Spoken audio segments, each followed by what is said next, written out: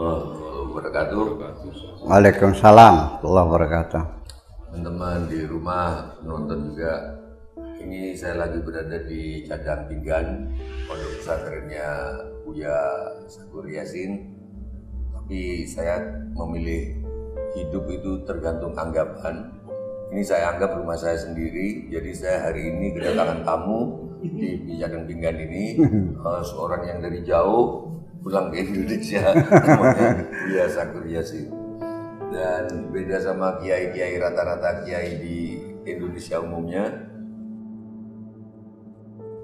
Buya Sakur ini satu-satunya yang mempersilahkan saya ngomong apa saja. Udah Mas Jiwo, Anda ngomong apa saja terserah, nanti akan saya carikan dalilnya di Al-Quran.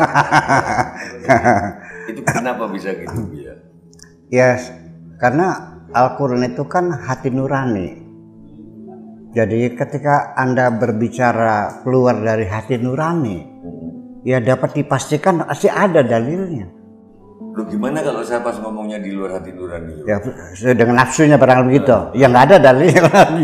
Tapi kalau hati nurani pasti jujur kan, pasti benar. Enggak, waktu itu Buya bilang, sudah Mbak Jiwo, sampean ngomong apa saja, terserah, nanti saya carikan dalilnya. Mestinya kan sampean ngomong apa saja asal sesuai hati nurani kan? Iya. Kenapa nggak ditambahi asal sesuai hati nurani? Ya maksud saya seperti itu, sesuai dengan hati nurani. Kalau dengan emosi, dengan kemarahan, ya saya kira menjadi sulit ya. Karena Al-Quran kan agama itu kan hati nurani. Apa Buya yakin bahwa setiap yang saya omongkan dari hati nurani? Sampai sekarang masih percaya. Iya. Kenapa? Iya. Ya karena saya tidak melihat pada diri Anda kepentingan apapun kok. Selama ini kan berbicara apa adanya sesuai dengan hati nurani Anda kok. Nggak ada jabatan yang ditujukan, nggak ada kepentingan kan? Saya pengen jadi bupati. Nah, itu. Jadi enggak. Iya. Bukan saya nggak pengen jadi apa-apa Buya. Setiap yang saya inginkan, jadi wali kota, jadi bupati, jadi gubernur, itu semua di bawah presiden. Nah, saya sudah jadi presidennya juga. Ya udahlah, sudah berarti udah jadi presiden kan? Ya iya. Berarti semuanya kan dia jadi presiden. Sudah sekarang udah jadi presiden. Lu mau jadi apa lagi gitu. Iya. Gitu. Kalau saya yang ngomong kebalik, Buya keberatan ya? Udah mulai sekarang Buya ngomong apa saja, nanti saya carikan dalilnya di Al-Quran. Kenapa? Seandainya dibalik ya tentu yang paling tahu saya sendiri. Dan hanya Allah yang tahu dan saya sendiri. Ketika saya berbicara, apakah betul tulus dan ikhlas untuk Allah atau untuk kepentingan pribadi saya yang tahu. Saya bisa melakukan kamuflase, bisa. Saya pintar melakukan kamuflase. Tapi saya tidak bisa membohongi hati saya sendiri. Itu. Jadi masalahnya ketika orang itu involvement, keterlibatan dalam kepentingan jabatan, itu menjadi sulit untuk netral. Ya. Sehingga ketika kita berbicara tentang Islam sendiri, ya kalau ketika sayanya dalam kesadaran beragama Islam, saya akan membela apapun yang terjadi. Jadi kita harus melepaskan dari segala kepentingan. Kalau netral kan gitu. Saya bukankah kita itu dituntut untuk sadar setiap saat sadar? Bagaimana kita ngomong tanpa sadar bahwa kita itu Islam, atau sadar bahwa kita itu Kristen, sadar bahwa kita itu Katolik, sadar bahwa kita itu, karena meditasi yang pernah saya pelajari, kalau saya simpulkan Buya, puncak meditasi adalah kamu dalam keadaan apapun sadar. Ya. Saya sekarang sadar, saya sedang melihat, saya sedang duduk dengan Buya di ruang yang no smoking ini. Jadi saya sadar tadi memasuki rumah Buya, saya sungkem, semua saya lihat gitu loh. Dalam kesadaran saya, katanya inti meditasi begitu. Nah, bagaimana seseorang orang Islam ngomong tanpa sadar bahwa dirinya Islam? Ini menarik bagi saya, karena itu mengurangi kebanggaan, mengurangi kesombongan. Iya. Malah justru saya ketika sedang bermeditasi, malah saya masuk ke dalam ruang bawah sadar. Contohnya gimana? Iya. Karena ketika kita mendapatkan intuisi atau ilham atau wangsit atau wahyu, apalagi lah terserah namanya, itu bukan dalam keadaan sadar, di bawah sadar. Karena wilayah bawah sadar itu jauh lebih luas ya daripada bawah sadar. Jadi kalau bisa simpulkan bahwa sebetulnya terjemahan dari wahyu itu masuk ke Nabi dalam bentuk mimpi. Bawah sadar. Itu maksudnya bawah sadar. Iya. Sebagian besar bawah sadar. Iya atau dong. Semuanya. Iya. Sebab kalau dalam keadaan kesadaran, kita akan terfokus pada satu pekerjaan, yang lain terabaikan. Kita sedang mengirim surat pada Bapak Sujiwo Tejo dengan hormat bersama ini. Pikiran saya tertuju membuat surat dalam sadar saya kan gitu. Saya menghitung jumlah kalimatnya, titiknya, komanya, huruf besar, huruf kecil dan sebagainya, tanda tanya, ya isi maknanya. Saya ulang lagi bagaimana supaya jangan ada ketersinggungan dan sebagainya dengan kalimat yang indah. Nah, yang lain utang saya tidak saya pikirkan. Saya belum makan juga kadang-kadang lupa, ya. Istri belum pulang 3 hari juga ngurung dan pikiran kan gitu. Dalam sadar. Tapi dalam ketika kita sedang berada dalam bawah sadar, kita bisa banyak mengerjakan banyak hal dalam saat yang sama. Jadi kita duduk, kita melihat pohon, melihat gubuk yang saya tinggali di malam, ya dengan cahaya remang-remang, hanya suara jangkrik dan suara cacing tengah hutan. Ketika itulah wilayah bawah sadar saya itu menjadi meluas dan saya bisa menerima intuisi-intuisi itu di ruang bawah sadar itu. Sehingga dalam jasa yang sama, dalam ruang bawah sadar saya bisa mengerjakan banyak hal dalam saat yang sama. Saya nyetir mobil, tentunya ya spion kanan, spion kiri, spion dalam semua saya lihat, dan juga mewaspadai orang menyeberang dan sebagainya. Kaki kanan juga siap menginjak gas, barangkali ada tiba-tiba sesuatu yang melintang. Tapi juga saya setel lagu Celine Dion, The Power of Love. Saya menikmatinya juga. Saya juga sambil merokok menikmati rokok saya. Otak saya juga merancang tema apa yang perlu saya sampaikan dalam ceramah saya itu. Yang sama bisa. Itu dalam bawah sadar. Kalau kita menyetirnya itu di bawah sadar, kita tegang cepat letih gitu tuh. Nah itu persoalannya. Berarti kesimpulan saya terhadap berbagai meditasi yang saya simpulkan itu salah. Iyalah, malah justru membuka otak kita ini supaya kita ini masuk dalam bawah sadar. Itu seperti Kenapa itu. saya kok bisa salah? Berarti nggak ada dalilnya di dalam Quran. Karena begini, meditasi yang penting kita sadari. Bahkan hal-hal yang sering kali tidak kita sadari harus kita sadari. Oh iya. Seperti bernafas. Bernafas kan tidak kita sadari. Iya. Di dalam meditasi yang totally 24 jam itu seluruh perbuatan kayak saya nonton, bukan saya sekedar begini, tapi saya sadar bahwa saya sedang melihat saya gitu loh. Jadi mungkin ini ya ada kita kembali pada terminologi juga. Sadar itu dalam bahasa Arab ada al-wa'yu, ya, ada al-yaqzah. Kedua-duanya sadar. Kalau yaqzah itu sadar, dia tidak dalam keadaan tidur. Iya, al-yaqzah. Kalau al-wa'yu itu kita sadar tidak dalam keadaan lalai. Nah, mesti dibedakan gitu. Nah, situ mungkin maksudnya al-wa'yu, sadar kita tidak lalai. Artinya kita sadar sedang berada di sini. Sekarang sedang jam berapa, bulan apa, tahun berapa, sedang apa, dan itu kita sadari. Karena maksud saya, nah saya antara lain dapat dari buku Banyak Faro, Banyak Faro, Bante Banyak Faro di Mendut. Makin yang penting semuanya kita sadari dan ternyata efektif. Begitu anak saya melakukan di mata saya kesalahan dan saya marah, saya sadar bahwa saya sedang marah. Iya. Marah saya jadi tertahan. Iya. Gitu. Iya. Jadi marahnya, oh iya ini anak. Marahnya harus penuh kasih sayang. Iya. Begitu pula ketika kita sedang membohongi orang.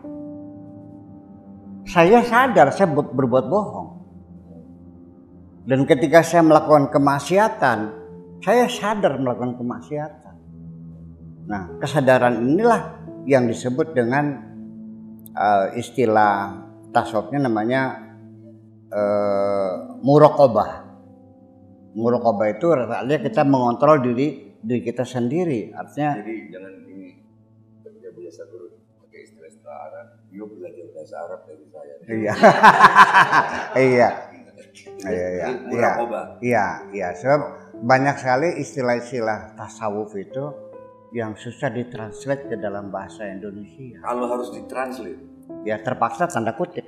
Oke, apa muraqabah? Ya, muraqabah itu pengawasan kontrol. Atau dalam bahasa zaman Orde Baru mah waskat, pengawasan melekat. Di dalam istilah dulu namanya waskat ya, mungkin masih ingat ya dulu. Ya itu pengawasan melekat. Kita adiknya Muhtar Kusumat, Pak Sarwono Kusumat Paja jadi kayak menpan sekarang. Menpan ya. Dia pakai waskat itu pengawasan. Iya. Jadi muraqabah itu waskat. Iya. Saya sadar sedang marah. Iya. Saya sedang akan berbuat maksiat. Iya, saya sadar pakai mobil dinas untuk belanja di supermarket. Nah, itu dia. Nah, sekarang bedanya apa? Bedanya orang yang sadar sedang melakukan maksiat atau sama orang yang melakukan maksiat tanpa sadar? Bedanya apa? Sebetulnya sulit untuk mengatakan tidak sadar ya. Karena Tuhan sendiri mengatakan begini. Semua yang kita lakukan itu dalam kesadaran kita. Nah, sehingga ketika kita melakukan kemaksiatan dan kita mau muraqabah, kita sadar bahwa Allah mengawasi kita di hadapan kita, di dekat kita Tuhan ini, dan kita sadar melakukan kesalahan. Itu dalam Al-Quran dikatakan bahwa engkau melakukan kejahatan di hadapan Tuhan. Firman Tuhannya, bal yuridul insan ayyafjura amama. Bahkan justru manusia itu suka berbuat kejahatan di hadapan Tuhan. Di hadapan pengawas melekat. Ya, di hadapan Tuhan kita, di depan Allah. Allah kan maha mengetahui. Semua yang kita lakukan Allah tahu semuanya. Jadi kalau kita melakukan suatu kejahatan berarti kan di hadapan Tuhan juga.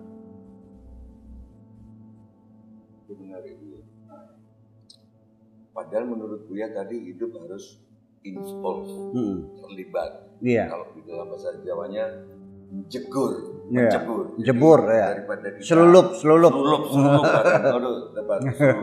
daripada kita baca teori berenang di tepi kolam renang, untuk bal tentang gaya kupu-kupu atau apa, langsung buka baju, jeblur.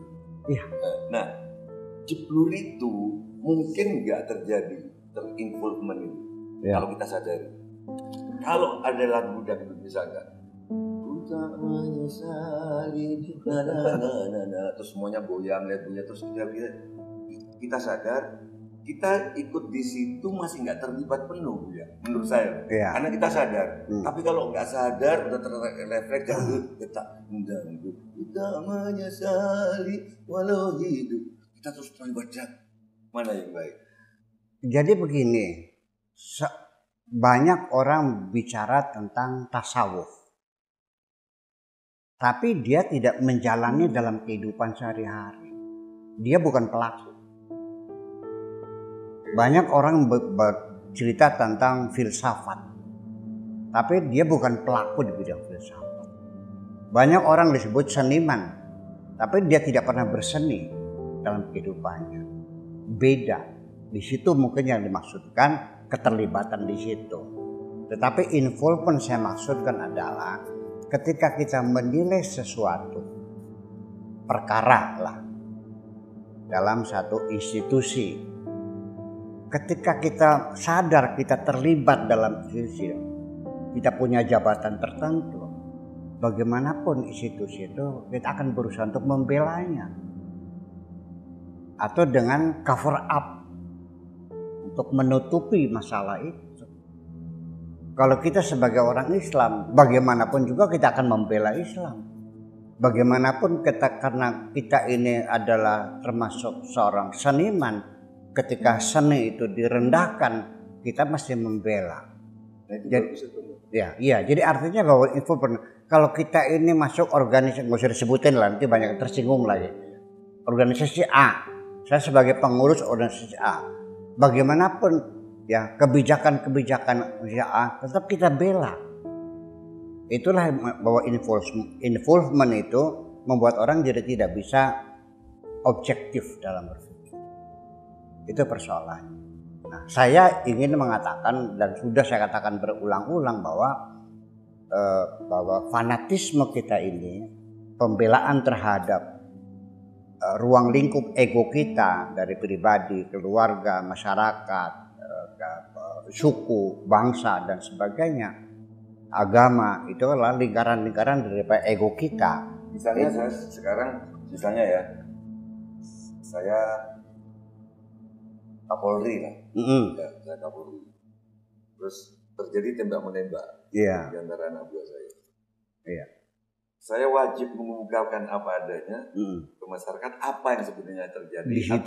Di situ involvement. Ada kepentingan kan di situ.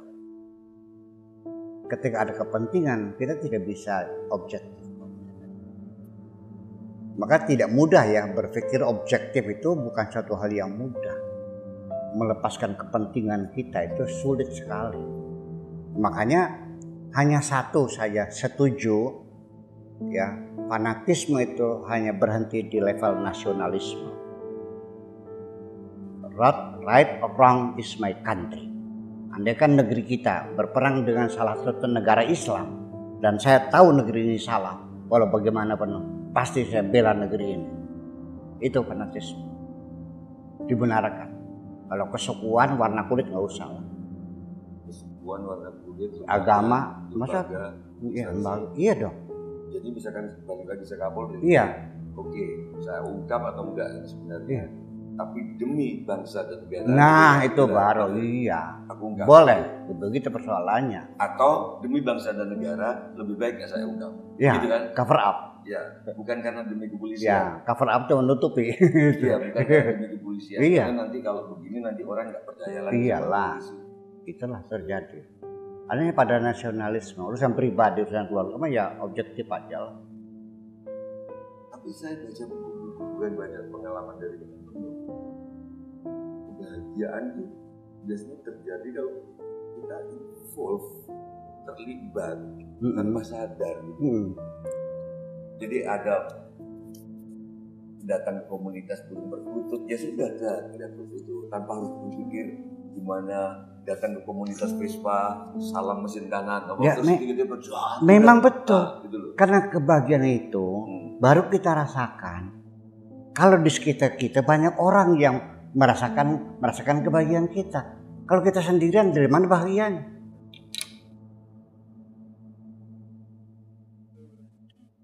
Iya, jadi kebahagiaan kita dirasakan oleh orang lain juga.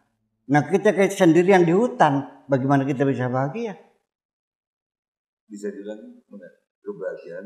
Ya, kebahagiaan itu ada kebersamaan. Di sekitar kita ada anak, ada istri, ada teman. Kita merasa bahagia. Dan kita bagikan bersama-sama mereka. Kalau kebahagiaan pribadi sendiri, di tengah hutan sendirian, di mana nilai kebahagiaan?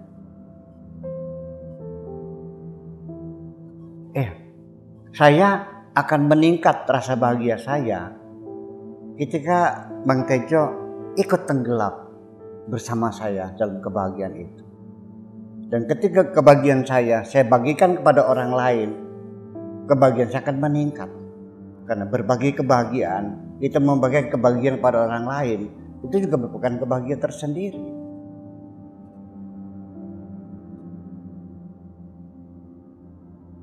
Yang harus ngalah dalam hal ini siapa? Yang mana itu? Dalam konteks ini, misalkan dia bahagia terhadap sesuatu. Iya. Dia ada di sekitar saya. Iya. Saya tidak bahagia terhadap kebahagiaan. Misalkan Iya, paham, saya paham. Suami istri yang kebanyakan. Suami istri di RT RW. Istrinya ini bergaul sama RT RW. Dia volley di RT itu Iya. volley tarkam dan dia happy banget. Iya, iya. Suaminya nggak happy dengan itu. Oh iya. Ini kan katanya si istrinya akan bahagia juga kalau suaminya bahagia lihat dia bahagia main volley. Kemudian dia tepuk tanganin RT. Tapi ada suami yang enggak, kamu bukan milik umum. Nah, siapa yang harus ngalah di sini? Misalkan, enggak dong, suamiku, please. Kan namanya cinta itu kalau aku bahagia, kamu juga bahagia dong. Itu gimana? Kalau ada istri bahagia, suaminya tidak bahagia. Ya kalau begitu rumah tangga itu belum beradaptasi dong. Belum terjadi adaptasi. Lah ya siapa yang harus beradaptasi? Ya. Istrinya, oke, karena suamiku nggak suka aku main volley, oke aku nggak main volley lagi sekarang. Iya. Tapi kalau di dalam Al-Quran, wa min ayatihi an khalaqakum min anfusikum azwajan litaskunu ilaiha, itu lihat karena perintahnya itu kepada laki-laki, litaskunu supaya kamu laki-laki membangun adaptasi ilaiha bersama perempuan. Berarti yang banyak yang mengalah adalah suami. Dengerin suami-suami. Iya dong. Dengerin. Iya. Karena banyak banget Bu ya di RT. Ini pengalaman hidup saya. Iya. Aktif di volley. Si perempuan. Begitu menikah Bu ya, gak aktif di volley lagi lingkungannya. Karena gak boleh keluar sama suami. Iya. Atau suaminya gak happy dia jadi tontonan. Iya. Jadi dasarnya laki-laki yang banyak mengalah untuk membangun adaptasi dengan istri. Gitu. Tetapi yang idealnya adalah win-win solution, masing-masing mengalah dong. Dalam kasus ini gimana aja main volley lagi? Ada yang masih belum nikah, hadro aliman fataliat. Iya. Islam hadro begitu udah suami nggak pegang hadro lagi. Makanya kan dalam membangun sakinah dalam rumah tangga itu, litaskunu ilaih, membangun sakinah itu kan beradaptasi. Artinya ya sampai hobi suami pun yang hobinya mancing, dia dituntut untuk beradaptasi. Istri juga harus bisa nyambung kenur, harus bisa masang kail supaya klop dengan hobi suaminya. Nah istrinya senang main volley, ya coba istrinya juga bisa ngurusin bola volleynya, ya kan begitu. Bisa masang, harus tahu aturan-aturan volley bagaimana peraturannya, kan semacam itu. Ya jadi betapa gersangnya dalam rumah tangga, istrinya bahagia, suaminya sengsara. Gak usah sampai suami istri deh Bu ya, kampus saja. Iyalah. Ada cewek yang aktif di unit kegiatan di UKM gitu. Iya. Sendirian lagi, terus ketemu pacar di situ. Begitu pacaran gak aktif lagi, gak peduli sama pacarnya. Ya ketika pacarnya datang, dia tidak aktif lagi. Iya. Ya pastilah. Jadi semua teman yang banyak ratusan itu akan hilang ketika orang yang kita cintai datang. Hilang semua itu. Yang orang yang paling kita cintai yang menjadi perhatian kita. Ya pasti dong. Sekalipun banyak teman, tapi yang kita cintai nggak datang, ya kita merasa hampa juga. Tapi yang kehilangan adalah teman-temannya di organisasi. Nah, ya itulah persoalannya. Jadi kita secara fisik banyak teman, tapi yang hadir adalah fisiknya. Tapi apa yakin hati mereka juga hadir bersama kita?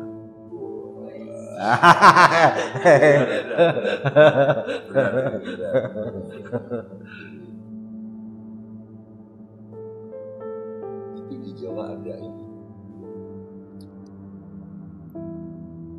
Ada tembang yang intinya kalau saya simpulkan, jangan kamu mengaku sedang saling jatuh cinta kalau cinta kalian itu tidak menumbuhkan cinta sesama.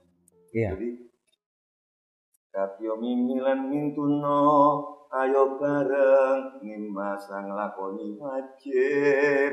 Mimi dan mintuno itu kepiting yang kemana-mana berdua itu. Situasi bebrayan. Oke, yang itu masyarakat, situasi itu saling.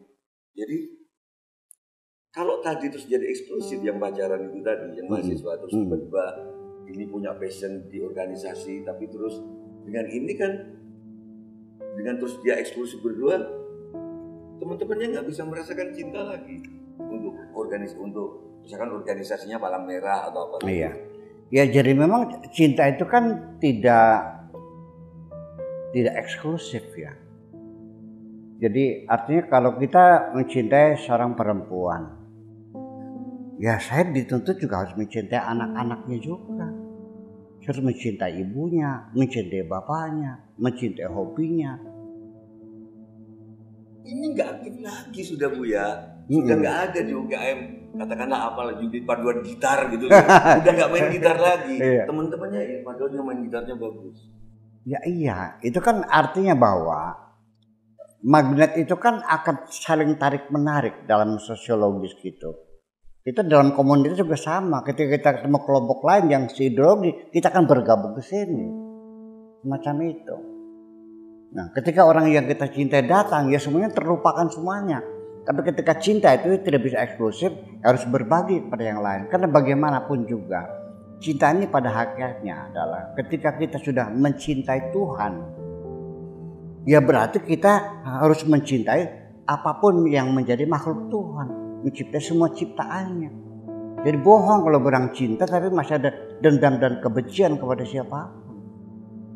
Ya kalau kita sudah mencintai Tuhan, maka semua makhluknya harus kita cintai. Apapun agamanya, apapun warna kulitnya, apapun semuanya kita cintai. Itu aja persoalannya. Atau mungkin gini Bu ya, supaya lebih jelas lagi untuk saya juga dan semuanya. Bisa nggak dia menjelaskan hal-hal yang sering tiap hari kita ucapkan dan kita dengarkan, tapi sebenarnya kita mungkin termasuk saya pengertian Rahman Rahim itu apa sih? Rahman harus jadi satu kesatuan. Ya, Rahman Rahim itu kan dua kata yang dibentuk dari akar kata yang sama. Kosakatanya sama, ro, ha dan mim. Dan menjadi rahmah. Nah, ketika disebut Ar-Rahman itu ikut dengan wazan fa'lan. Jadi Rahman. Tambahannya adalah alif dan nun. Rohimah jadi rahmatun jadi rahman. Nah, kalau rohim itu berasal dari kata rahmah juga. Rahman juga berasal dari kata rahmah juga. Yang satu wazannya rahman tambahan alif dan nun, yang satu rohim tambahan ya sebelum mim jadi rohim. Dua-duanya adalah rahmah. Nah, sehingga kalau kita terjemahkan Maha Pengasih dan Maha Penyayang, kasih dan sayang dua kalimat yang berbeda. Situ persoalan bahasanya. Sehingga pada akhirnya kata Rahman itu sendiri menunjukkan Allah memberikan rahmatnya kepada semua makhluknya di alam dunia tanpa beda. Apapun agamanya, apapun sukunya, dia percaya kepada Tuhan ataupun tidak, tetap Allah berikan rahmatnya. Tetapi rahim itu adalah kasih sayang Tuhan, rahmat Tuhan yang diberikan nanti di hari kemudian khusus untuk orang-orang yang mengimaninya. Itu asal kata uraian dari segi konjugasi atau morfologinya seperti itu. Jadi artinya bahwa rahmah inilah sebagai landasan atau alasan atau argumentasi Tuhan menciptakan manusia itu untuk dimuliakan, untuk disayang, untuk dikasihi. Sehingga kita tidak punya hak menghinakan siapapun. Manusia dicipta untuk dihormati. Kenapa kita menghinakan orang lain, mengkafirkan sana, membid'ahkan sini, memusyrikkan sana, memusyrikkan sini? Ngapain kita membenci mereka? Allah mencipta manusia untuk dimuliakan. Ketika manusia dicipta oleh Tuhan, sebelum beragama apapun, warga negaranya belum ada apa-apa, masih dalam janin, dalam perut ibu, Allah sudah memerintahkan kepada kita untuk menghormati manusia itu kok. Ya, wa idza sawaituhu wa nafakhtu fihi min ruhi. Ketika bentuknya sudah sempurna dan kutiupkan ke dalamnya dari rohku, faqa'u lahu sajidin, maka bersujudlah kalian semua kepadanya, kepada janin yang ada dalam perut itu. Belum ada agamanya kok. Sehingga kita menghormati manusia, mencintai manusia, itu jangan dikaitkan dengan agamanya apa, dengan warga negaranya apa, dengan sukunya apa, warna kulitnya apa. Pokoknya selagi itu bentuknya manusia, kita hormati sajalah. Kita sayangi semuanya itu. Kan seperti itu. Nah, ketika ada yang tidak menghormati manusia, tidak punya manusia, dapat dipastikan penyebabnya adalah kesombongan. Iblis juga tidak mau menghormati Adam itu karena dia merasa lebih hebat dari Adam. Jadi sebabnya kita menghina orang lain, mencaci maki orang lain, tidak menghormati orang lain adalah karena dalam diri kita ada kesombongan, merasa lebih baik dari itu. Alasannya, apa alasannya? Masa saya harus menghormati dia? Sekelas petek belak gitu, sekelas itu saya hormati. Itu adalah kesombongan. Itu sumber penyakitnya kan kesombongan itu.